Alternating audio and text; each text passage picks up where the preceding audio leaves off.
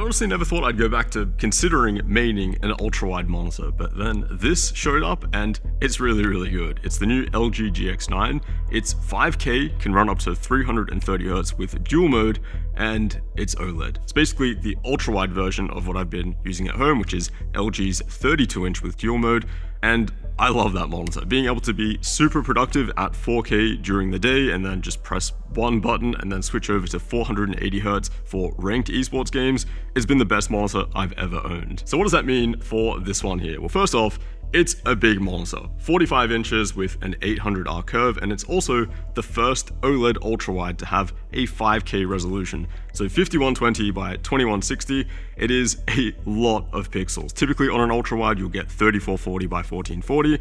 So yeah, this is legitimately like going from a 1440p monitor to 4K, and yeah, at 45 inches, that does make a pretty big difference. I do have to say 45 inches is probably the limit of what I would want to have in terms of screen size on my own desk. If you're currently using a 32-inch or maybe a dual screen setup, it is still going to feel like a pretty big upgrade in terms of how much screen you have to work with. But I think if you have a desk that is deep enough, at least like 80 centimeters, then you can put the monitor a little bit further back if it does feel overwhelming. But yeah, 45 inches with a 5K resolution, that is a pretty insane combination. Now we have to talk about the design aesthetic, because I think LG are really knocking it out of the park lately. And if there's any part of LG's like branding or product design department which is unsure about this clean of an aesthetic, maybe it doesn't have enough branding or logos for them, all I can say is please keep doing it exactly like this. No chin bezel, no logos. You put this thing on a monitor arm, it looks super, super clean. Just like an edge-to-edge display with no RGB or logos on the front at all. It looks unbelievably clean. Now this whole dual mode monitor thing, I think is really cool because it allows the monitor to be less of a compromise for a wider range of tasks. By clicking one button, you can get a massive boost in refresh rate, and for esports games, it does really make a difference. A lot of people might see this as a gimmick or not really useful, but for me, it's literally the only reason I'm using the monitor I am at the moment. I can edit and do production work in 4K and then simply switch over to 480Hz and run ranked esports games with almost no compromise. Now, of course, yeah, playing competitive games on a 32-inch monitor is a bit weird at first and it doesn't look great on a 1080p monitor, but honestly, with how far back I have the monitor and how used to it I am at this point, it's honestly just not an issue. So on this new ultra-wide, you've got the main 5K mode that can run up to 165Hz, and then if you press this button down here, it'll switch over to 2560 by 1080 at 330Hz. Just like my 32-inch, it does this in about 2 to 3 seconds, so a quarter of the resolution for double the frame rate. It is a very noticeable switch, both in terms of the resolution drop and the smoother frame rate. Is it the number one esports monitor? No, obviously not. It's a 45-inch screen. You do have to push it pretty far back for it to feel, pretty comfortable in terms of focus and how fast everything is moving on the screen. But in the 330Hz mode, it is definitely capable of playing esports games quite well. I say this because if you're someone who does play games at 4K or do a lot of work in 4K like myself, and you also do play some esports with some friends, or you just enjoy playing those more fast-paced games, it is totally doable in that 330Hz mode. I also don't think it's an advantage or disadvantage to play comp games on an ultra-wide. You do actually gain field of view on the sides in most games. The only bad thing I can think of is the increased GPU load, and that your kill feed and player comms will be pushed off to the side where they might not be noticed as easily. At the end of the day, you can just switch over to 16:9 in those particular games if you want and play with black bars on the side. You can also downsize that 45-inch image all the way down to 24 inches to give you that small, focused esports feel, which is much easier to play competitively on. Except the pixel scaling in all of these modes is worse. In fact, it gets worse the smaller screen size that you go, which is super unfortunate. It kills me that these modes are pretty much unusable. To be honest, this is just pure laziness on LG's behalf, because it's the exact same with my 32-inch model, and when I reviewed that, I made the exact same comments. Even the pixel scaling in the 45-inch mode is not perfect. 4 pixels at 5K should scale to 1 big square pixel in the 1080p mode, but it doesn't. It's a real shame because ASUS have shown over and over again that you can get this right, this scaling between different screen sizes and resolutions within the same panel, and they do it perfectly, so I have no idea how LG keep messing this up.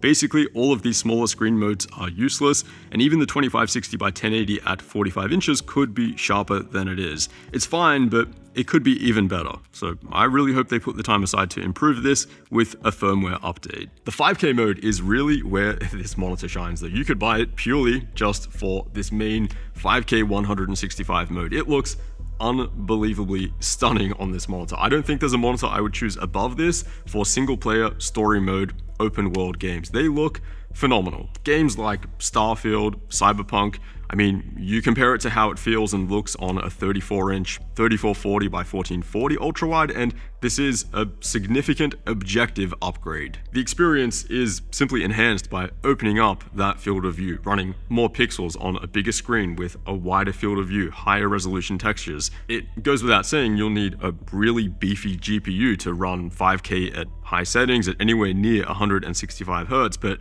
if you can, I mean, games look like nothing else. The brightness levels are also pretty good for an OLED. I measured 265 nits for a completely white screen, but as usual, you can squeeze a little bit more out of them by using the non-uniform brightness settings, which will effectively boost the brightness where it's more noticeable. I also compared HDR to the 32-inch ASUS dual mode OLED. Capabilities look about the same, maybe just a touch worse here when it comes to those 1% and 10% peaks. This could be down to just different tuning. Overall, the HDR is more than impressive, more than bright enough, definitely worth turning on for the right games.